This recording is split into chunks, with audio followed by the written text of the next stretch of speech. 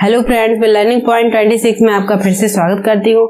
पिछली क्लास में मैंने नया चैप्टर स्टार्ट किया था जीव जगत, जिसकी कुछ पार्ट मैं करा चुकी हूँ। आज हम नया पार्ट स्टार्ट करते हैं टैक्सोनॉमिक कैटेगरीज, जिसे हम वर्ग की संवर्ग कहते हैं।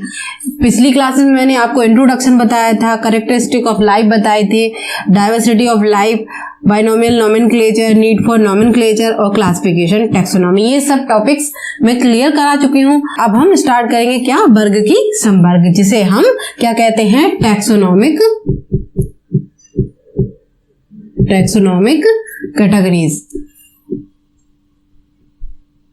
कैटेगरीज।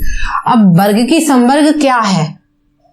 सबसे पहले वर्गीकी का मतलब क्या हुआ? वर्गों का समूह।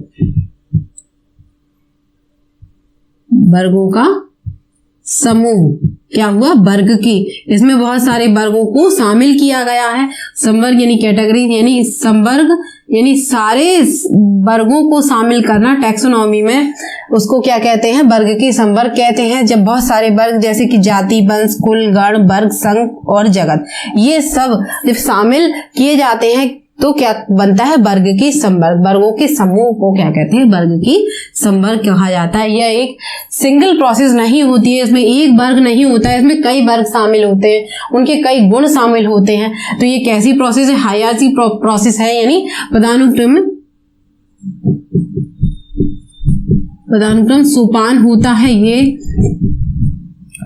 और वर्गीकी क्या है? संवर्ग समस्त वर्ग की व्यवस्था है। संवर्ग यानी कैटेगरीज क्या है? समस्त वर्ग की व्यवस्था है। वर्ग की व्यवस्था यानी कई वर्गों का समूह की एक अरेंजमेंट है, और वर्ग की संवर्ग कहलाता है। इसी अरेंजमेंट को हम क्या कहते हैं? वर्ग की संवर्ग कहलाता है। जैसे कीट वर्ग होता है, इनके गुणों के आधार पर इनके कई वर्गों को एक साथ शामिल कर लेते हैं, तो इसको क्या कहते हैं? वर्ग की संवर्ग कहा जाता है। वर्गों के समूह को, इसकी व्यवस्था को। इसके बाद हम इसी में पढ़ेंगे क्या? इसी में हम पढ़ेंगे सबसे पहले जाति।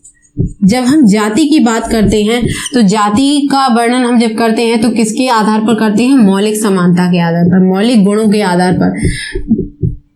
किसी पौधे में या किसी जंतु में जब मौलिक समानता या मौलिक गुण एक से पाए जाते हैं, इनमें समानता पाई जाती है, तो उसके आधार पर उनको एक ही जाति में रखा जाता है। जैसे मेंजिफेरा इंडिका,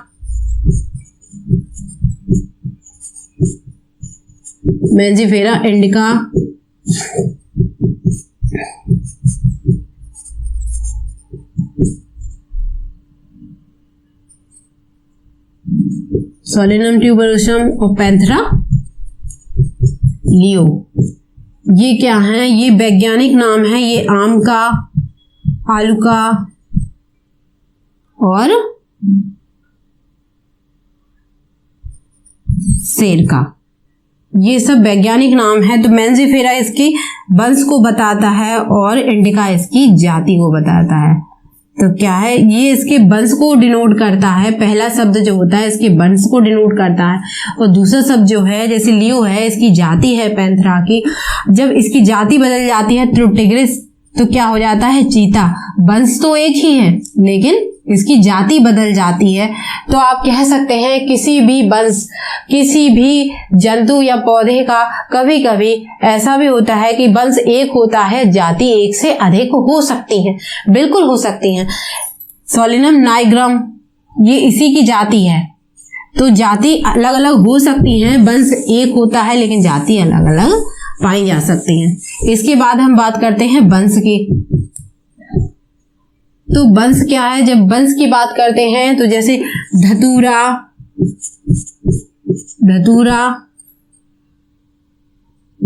पिटूनिया,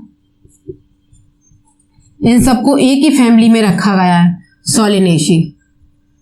इन सबको, धतूरा और पिटूनिया, इन सबको एक ही वंश में रखा गया है। तो इसका एक वंश है, इसको शामिल किया गया है। तो यानी अलग अलग जातियां तो अलग अलग हैं, लेकिन इनका वंश तो एक ही है। इनको गुणों के आधार पर इसको शामिल कर लिया गया है एक ही वंश में। तो वंश में क्या है? जाति का समूह होता है जो एक वंश में रख लिया जाता है।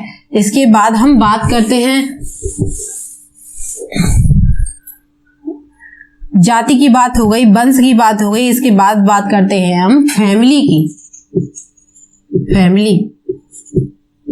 जिस तरह से आपने देखा कि सोलिनेसी अलग फैमिली है, अलग वंश है, और पैंथेरा अलग वंश है, लेकिन जैसे कि पैंथेरा की सारी स्पीसीज को फेलिडी में रखा गया है, फेलिडी फैमिली में, जो किसकी फैमिली है, फेलिस यानी बिल्ली के साथ पैंथेरा को रख लिया गया है।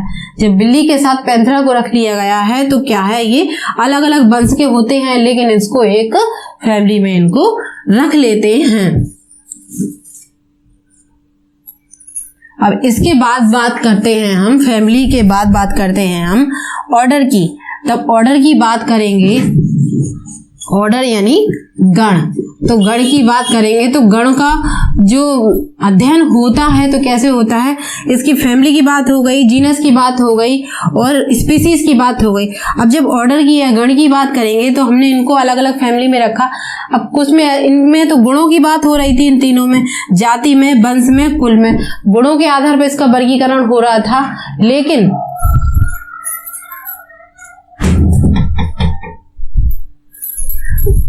स्पीसीज, वंश और कुल, इनमें गुणों की बात हो रही थी, गुणों में समानता पाई जा रही थी। इसके बाद हम जब ऑर्डर की बात करते हैं और गण की बात करते हैं तो इसमें क्या होता है, इसमें बात तो होती है गुणों की, लेकिन गुणों के समूह की बात होती है, गुणों के समूह की बात होती है। जब गुणों का एक समूह होता है, उनमें ज्यादातर गुण सिमिलरिटीज पाई जाती हैं, तो इसको उस ऑर्डर या गण में रखा जाता है।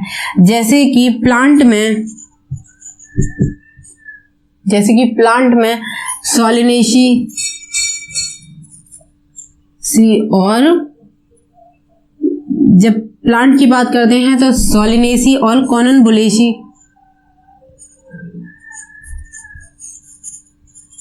इनको पॉली सोलिनियल्स ऑर्डर में रखा जाता है। तो इनके गुणों के आधार पर, इनके गुण किसके आधार पर, कायक गुणों के आधार पर,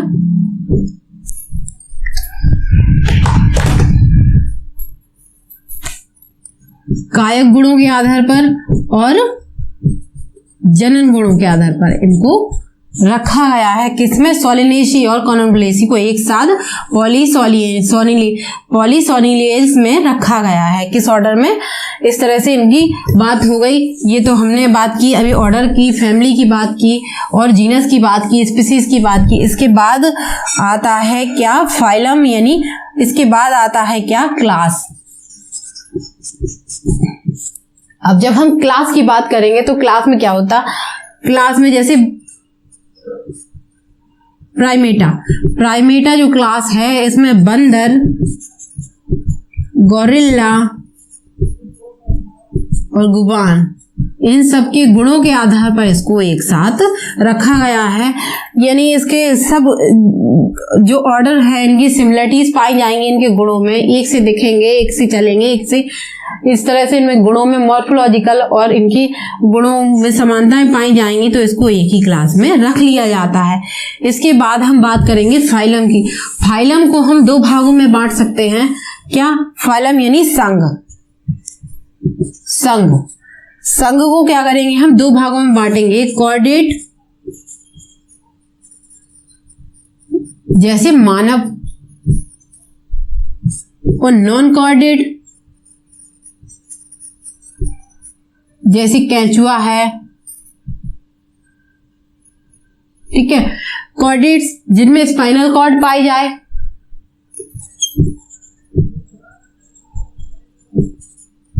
पाई जाती है, नॉन कॉर्डेट्स में स्पाइनल कॉर्ड नहीं पाई जाती है, जिसे हम मेरुरज्जु कहते हैं, जिससे हमारा एक निश्चित आकार निश्चित होता है। मेरुरज्जु से हम सीधे खड़े रह सकते हैं, स्थिर रह सकते हैं। वो कॉर्डेट संघ में पाई जाती है, स्पाइनल कॉर्ड और नॉन कॉर्डेट्स में नहीं पाई जाती। ये तो हो गया फाइलम की बात हो गई। अब इसके बाद बात करते हैं किंगडम की। किंगडम कि प्लांट है कि एनिमल है। जब प्लांट की बात करेंगे तो इसे प्लेंटी कहेंगे, और एनिमल की बात करेंगे तो इसे एनिमेलिया किंगडम कहा जाएगा। इस तरह से आपकी ये टैक्सोनॉमिक कैटेगरीज तो कंप्लीट हो गई। अब नया टॉपिक क्या है, टैक्सोनॉमिक एड्स यानी वर्गीकी के सहायता साधन। अब वर्गीकी के सहायता साधन कौन कौन से हैं? वर्गीकी के सहायता साधन हैं, पहला हर्बेरियम।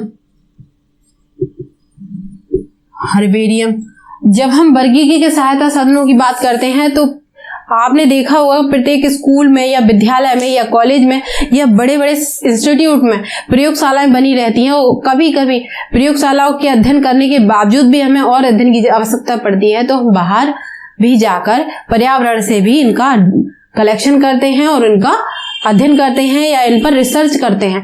तो ये तो हो गए सहायता साधन। हर्बेरियम की बात करें अब हम, तो हर्बेरियम में क्या होता है, इसमें पुष्प का, पौधों का, छोटे छोटे पौधों का, पुष्पों का और पेड़ पौधों की पत्तियों का कलेक्शन कर लिया जाता है और इनको एक कागज की शीट में सुखाकर प्रिजर्व कर लिया जाता है और इधर इन पे बॉटनिकल नाम इसका और सामान्य नाम इसका वर्गीकरण लिखा जाता है, जिसे हम आगे इनकी रिसर्च कर सकते हैं और पढ़ सकते हैं। आगे के बच्चे, आगे के स्टूडेंट्स इनको देख सकते हैं। हमारी फाइलें बनकर रख जाती हैं संग्रहालय में या फिर प्रयोगशालाओं में इनको हर्बेरियम फाइल को कलेक्ट कर लिया जाता है। इन पे हम पुष्पों का, पेड़ पौधों की पत्तियों का अध्ययन करते हैं, सुखाकर प्रिजर्व करते हैं, इनका कलेक्शन कर लिया जाता है, तो ये आगे भी उपयोग में लाई जाती है। इसके बाद बात करते हैं बॉटनिकल गार्डन की।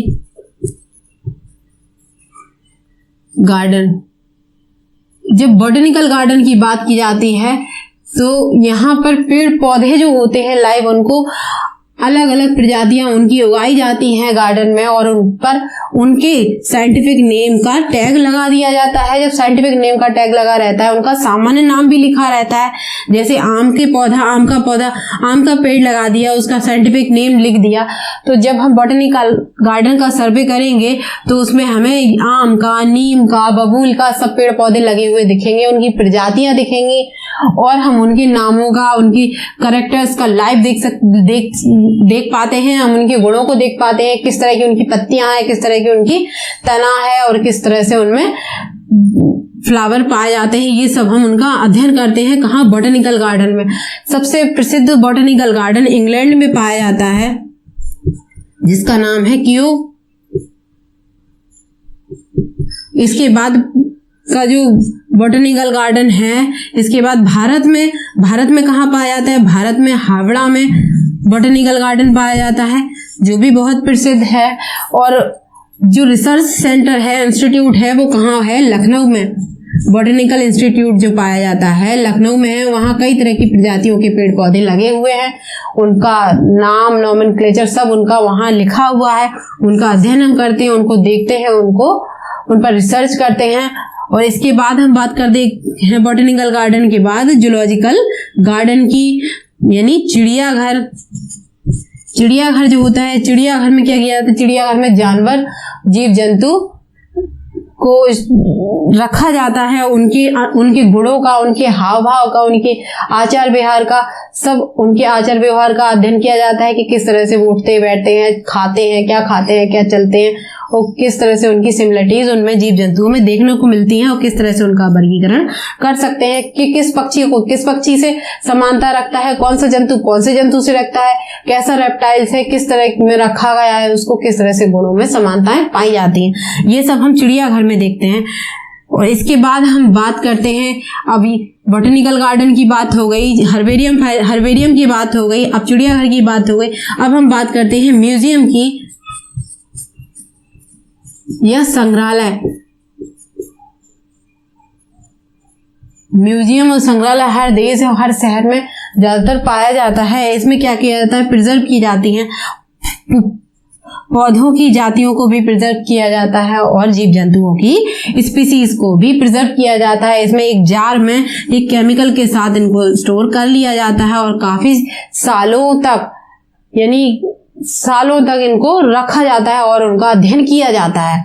उनके गुणों का पता लगाया जाता है, उन पर रिसर्च की जाती है कि इनमें क्या क्या गुण पाए जाते हैं, पहले थे जो अब नहीं है, या जो अब है वो आगे नहीं होंगे, और किस जगह में, किस क्षेत्रीय भाग में कैसा पेड़ पौधा पाया जाता है, ये सब अध्ययन हम करते हैं। म्यूजियम में इस तरह की वो पाई जाती हैं, जातियां पाई जाती हैं और उनको अध्ययन किया जाता है, उनको प्रिजर्व कर लिया जाता है। और एक और है एड्स, इसका जो एनसीईआरटी में आपको दिया गया है, चाबी या कुंजी। जब चाबी या कुंजी की बात करेंगे तो इनमें समानता और विभिन्नताएं, इनका अध्ययन किया जाता है, इनमें समानताएं भी देखी जाती हैं और विभिन्नताएं भी, चाहे वह पेड़ पौधा हो चाहे वह जंतु, उनके आधार पर इसमें उनका अध्ययन या क्लासिफिकेशन या वर्गीकरण किया जाता है। इसी के साथ आज का टॉपिक कंप्लीट हो गया। नेक्स्ट क्लास में मिलेंगे हम नए टॉपिक के साथ, तब तक के लिए गुड बाय दोस्तों।